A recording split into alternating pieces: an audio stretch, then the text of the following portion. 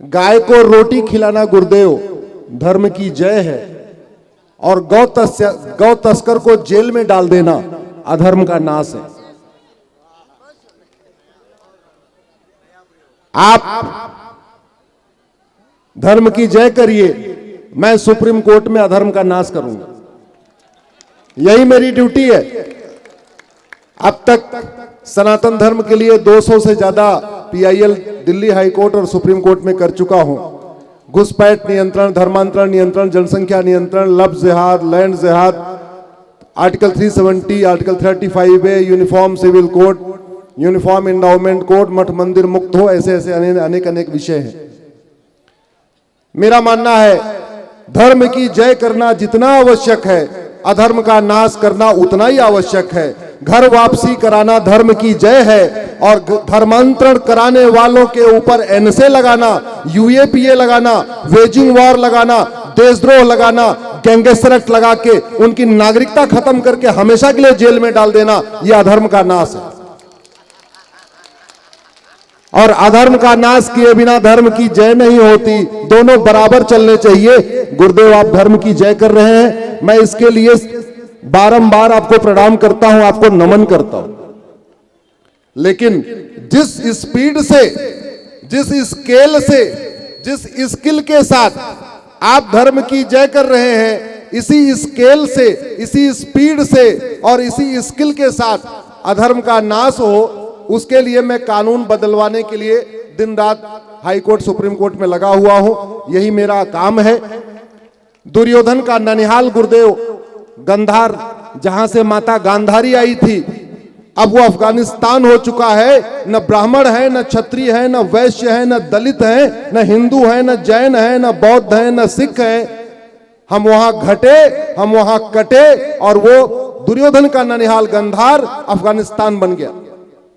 राजा भरत का ननिहाल, जहां से माता कैकेयी आई थी, घुसपैठ, धर्मांतरण, जनसंख्या विस्फोट के कारण हम वहां घटे, और जब घटे तो कटे, और इतना कटे वो पाकिस्तान बन गया। घुसपैठ, धर्मांतरण, जनसंख्या विस्फोट के कारण बांग्लादेश, ढाकेश्वरी मंदिर, जहां 100% हिंदू थे, हम वहां से घटना शुरू हुए, और जब घटना शुरू हुए तो कटना शुरू हुए, और घटते घटते इतने कट गए, आज तो इस्कान मंदिर के वहां एक प्रमुख महाराज जी को जेल में डाल दिया गया। भारत की डेमोग्राफी गुरुदेव बहुत तेजी के साथ बदल रही है। 9 राज्यों में हिंदू खत्म हो चुके हैं। कश्मीर में खत्म हो गए, लद्दाख में खत्म हो गए, लक्षद्वीप में खत्म हो गए, मिजोरम में खत्म हो गए, मेघालय में खत्म हो गए, नागालैंड में खत्म हो गए, मणिपुर से खत्म होने वाले। अभी कुछ दिन पहले मेरा कार्यक्रम शिलांग में था। हमारे 51 शक्तिपीठों में एक शक्तिपीठ जयंतेश्वरी, मैं वहां गया, कोई दर्शन करने वाला नहीं, मंदिर बंद। क्रिश्चियन आतंकवादियों ने वहां इतना हवा खड़ा कर रखा है, हमारा जयंतेश्वरी मंदिर बंद है। मैं वहां कीर्तेश्वरी मंदिर गया, वो भी हमारा एक शक्तिपीठ है, जहां माता का मुकुट गिरा था। आज की डेट में उसको मुर्शिदाबाद कहते हैं। कीर्तेश्वरी मंदिर की पहचान खत्म हो चुकी। 90,000 बच्चे रोज पैदा हो रहे हैं, उसमें हिंदू मात्र 45,000 हैं। इसका मतलब यह हुआ, आज भले 80-20 का रेशियो है, 20 साल के बाद जो यंग युवा होंगे उसमें रेशियो 50-50 का होगा। इसलिए मैं कहता हूं जनसंख्या नियंत्रण कानून बनाना बहुत जरूरी है, और इसके लिए मैं सुप्रीम कोर्ट में लड़ रहा हूं। मुगल यहां पे सत्ता के लिए नहीं आए थे, हमें झूठ पढ़ाया गया। मुगल यहां केवल और केवल इस्लाम को फैलाने आए थे, सत्ता तो उनके लिए साधन था। ऐसे ही ईस्ट इंडिया कंपनी बिजनेस करने नहीं आई थी। अंग्रेज यहां सत्ता के लिए नहीं आए थे, सत्ता उनके लिए साधन था। एक्चुअली वो क्रिश्चियनिटी को फैलाने आए थे। और आज भी गुरुदेव 10,000 हिंदुओं का प्रतिदिन धर्मांतरण हो रहा है। मैं आपके आदेश से कहिए, एक बार मैं कुछ सवाल पूछ लेता हूं। आप बताइए, धर्मांतरण करना हमारी राष्ट्र की सुरक्षा के लिए खतरा है कि नहीं? धर्मांतरण हमारे लिए देशद्रोह है कि नहीं? धर्मांतरण हमारी एकता अखंडता के लिए खतरा है कि नहीं? धर्मांतरण अपने आप में इनडायरेक्ट वॉर है कि नहीं भारत के खिलाफ? जो राष्ट्र की सुरक्षा के लिए खतरा होता है गुरुदेव, उसके लिए कानून है नेशनल सिक्योरिटी एक्ट। जो देश की एकता अखंडता के लिए खतरा होता है उसके लिए कानून है यूएपीए। जो देशद्रोह होता है उसके लिए कानून है। जो इनडायरेक्ट वॉर होता है, वेजिंग वॉर, उसके लिए भी कानून है। और जो संगठित अपराध होता है उसके लिए सभी राज्यों के पास अपना कानून है। महाराष्ट्र के पास मकोका है, गुजरात के पास गुजकोका है, यूपी और एमपी के पास गैंगस्टर एक्ट है, गुंडा एक्ट है। दुर्भाग्यवश धर्मांतरण कराने वाले मिशनरियों, जिहादियों और उनके मददगारों पे न एनएसए लगाया जा रहा है, न यूएपीए लगाया जा रहा है, न वेजिंग वॉर लगाया जा रहा है, न देशद्रोह लगाया जा रहा है, न गैंगस्टर एक्ट लगाया जा रहा है। धर्मांतरण कराने वाले मिशनरियों, जिहादियों और उनके मददगारों की न संपत्ति जब्त हो रही है, न उनकी नागरिकता खत्म हो रही है, न उनको आजीवन कारावास फांसी हो रहा है। मैं धन्यवाद दूंगा उत्तर प्रदेश के मुख्यमंत्री माननीय योगी जी को। भारत के इतिहास में पहली बार धर्मांतरण कराने वालों पर एनएसए लगाने का काम योगी जी ने किया। भारत के इतिहास में पहली बार धर्मांतरण कराने वालों को आजीवन कारावास दिलवाने का काम भी योगी जी ने किया है। मैं आशा करता हूं ये वीडियो पूरे देश में जाएगा और देश की सभी राज्य सरकारें धर्मांतरण कराने वाले मिशनरियों, जिहादियों के खिलाफ एनएसए, यूएपीए, वेजिंग वॉर, देशद्रोह, गैंगस्टर एक्ट लगाना शुरू करेंगी। क्योंकि धर्मांतरण तभी रुकेगा जब कानून का खौफ पैदा होगा। दूसरा, घुसपैठ। मेरी गुरुदेव एक पीआईएल चल रही है सुप्रीम कोर्ट में। जब 2017 में मैंने पीआईएल फाइल किया था तो 5 करोड़ घुसपैठी आ चुके थे। आज की डेट में वो 6 करोड़ हो चुके हैं। भारत का ऐसा कोई राज्य नहीं, कोई जिला नहीं जहां बांग्लादेशी रोहिंग्या नहीं पहुंच गए। और जितने लोग राजनीति में हैं, गुरुदेव, जितने लोग राजनीति में हैं, इस मंच से मैं कहता हूं, एक बार अपने क्षेत्र के लोकसभा की वर्तमान वोटर लिस्ट और 25 साल पुरानी वोटर लिस्ट देख लीजिए।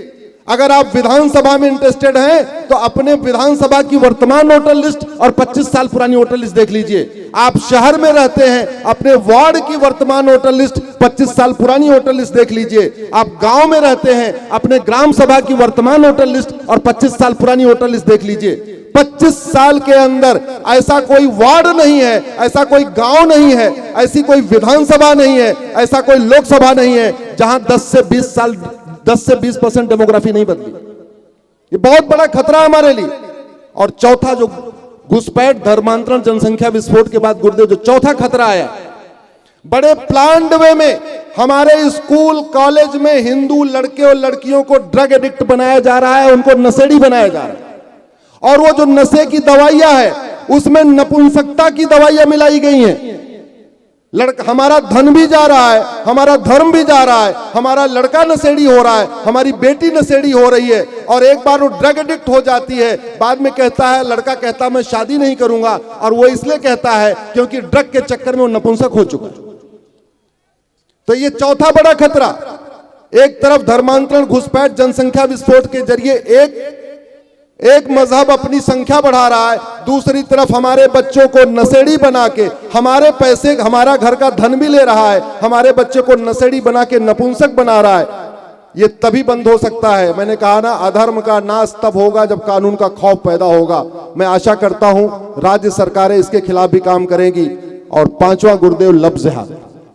बड़े प्लान वे में लब जिहाद और बड़े ऑर्गेनाइज तरीके से हो रहा है। जितना जरूरी जागरण है, जितना जरूरी हमारी जागरूकता है, जितना जरूरी हमारी एकता है, उतना ही जरूरी है राज्य सरकारें इस तरीके से खौफ पैदा करें, लब जिहादियों और उनके मददगारों के खिलाफ एनएसए, यूएपीए, वेजिंग वॉर की धारा लगाएं, गैंगस्टर एक्ट लगाएं, देशद्रोह लगाएं, ऐसी सजा दें कि एक बार एक जगह कोई लब जिहाद करे तो कम से कम 100 किलोमीटर तक सुनाई पड़नी चाहिए कि यह उसको सजा हुई है। आप गुरुदेव धर्म जागरण के लिए जो काम कर रहे हैं उसके लिए मेरे पास कोई शब्द नहीं, कोई शब्द नहीं मेरे पास। बहुत दिन से मैं सोच रहा था कोई तो आए जो शंकराचार्य जी ने काम छोड़ा था उसको आगे शुरू करे। आपने वो काम शुरू किया है जो 6वीं शताब्दी में भगवान शंकराचार्य जी ने शुरू किया था, हिंदुओं को जोड़ने का काम। आपने वो काम शुरू किया है जो भगवान राम ने शुरू किया था अयोध्या से लेकर श्रीलंका तक। आपने वो काम शुरू किया है जो भगवान कृष्ण ने किया मथुरा से लेके मिजोरम तक। ये भी एक आप इसको अवसर कह लीजिए या कोई, कि भगवान श्री राम की पूरी यात्रा उत्तर से दक्षिण होती है और भगवान कृष्ण की पूरी यात्रा पूरब से पश्चिम होती है। और एक बात और, हमारे जितने भी महापुरुष हुए, जितने भी अवतार हुए, वो अधर्म का नाश करने के लिए हुए थे। भगवान परशुराम का अवतार अधर्म का नाश के लिए हुआ था, भगवान राम का अवतार अधर्म के नाश के लिए हुआ, भगवान कृष्ण का अवतार अधर्म के नाश के लिए हुआ। और आज अधर्म का नाश करना शासन का काम है।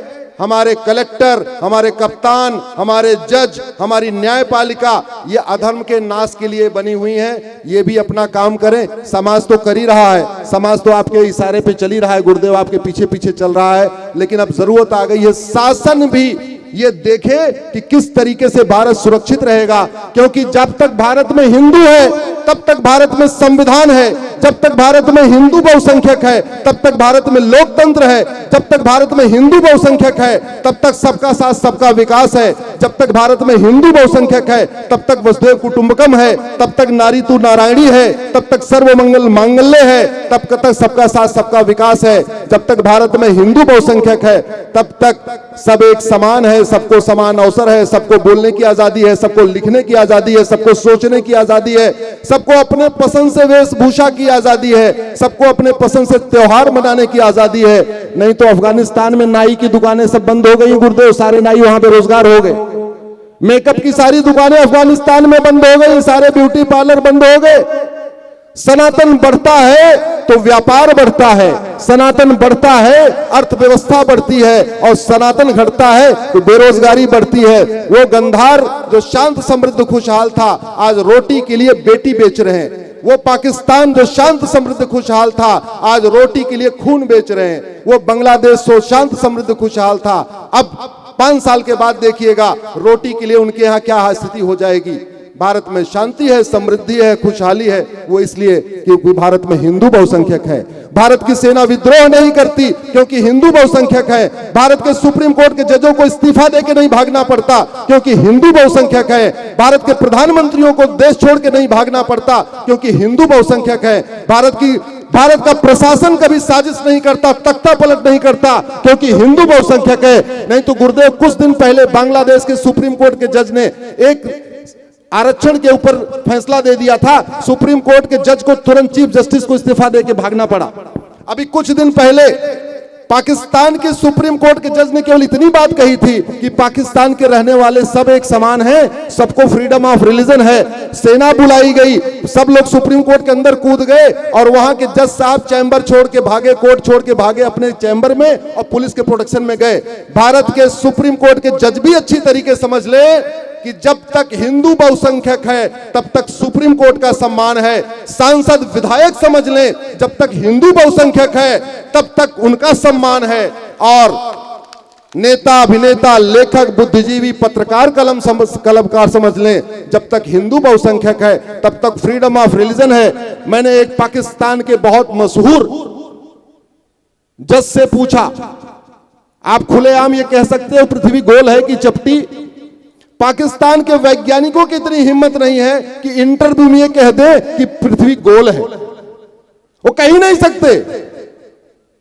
आप किसी टीवी डिबेट में किसी मौलवी मौलाना से एक बार कहलवा दीजिए कि पृथ्वी गोल है कि चपटी, वो जवाब नहीं देगा, शांत हो जाएगा। क्योंकि कह देगा चपटी है तो गलत हो गया और कह दे गोल है तो फतवा जारी हो जाएगा। यह स्थिति है। इसलिए कहता हूं हमारी बहन बेटियां आराम से हैं क्योंकि हिंदू बहुसंख्यक है। बहन बेटियों को मेकअप का अधिकार है, स्कूल जाने का अधिकार है, अपने तरीके से रहने का अधिकार है, जीवन जीने का अधिकार है क्योंकि हिंदू बहुसंख्यक है। और एक बात याद रखना, दुनिया में 1100 रिलीजन है, फीमेल गॉडेस की पूजा केवल सनातन धर्म में होती है, बाकी सब जगह केवल मेल गॉड होता है, केवल पुरुष की पूजा होती है, महिलाओं की पूजा केवल हमारे सनातन धर्म में होती है। इसलिए सनातन धर्म में कितनी अच्छाइयां हैं ये सबको पता होनी चाहिए। और एक बार फिर से बोलिए, मैं आगे आगे कुछ बोलूंगा। एक मेरा नारा जेएनयू वाले ने चुरा लिया, उसको दोबारा हमें रिपीट करना है। आप पीछे से बोलिए, हमें चाहिए आजादी। जोर से बोलिए, गुलामी के नाम से, जोर से, गुलामी के नाम से, गुलामी के निशान से गुलामी की शिक्षा से, गुलामी के इतिहास से, गुलामी प्रशासनिक व्यवस्था से, गुलामी न्यायिक व्यवस्था से, लव जिहाद और लैंड जिहाद से, रोहिंग्या बांग्लादेशी घुसपैठ से, धर्मांतरण कराने वाले जिहादियों से। बहुत बहुत धन्यवाद गुरुदेव, आपने मुझे बुलाया, आपने मुझे यहां बोलने का अवसर दिया। मैं आपका आभारी हूं, मैं आपका ऋणी हूं, और मैं आप आगे जो आदेश करेंगे, आपके मन में जब भी कुछ आएगा, उसकी PIL high court supreme court में मैं करता रहूंगा, यह मैं आपसे वादा करके रहूंगा। बागेश्वर धाम की, सदगुरुदेव भगवान सन्यासी बाबा की जय हो। अब संत महापुरुषों का आशीर्वाद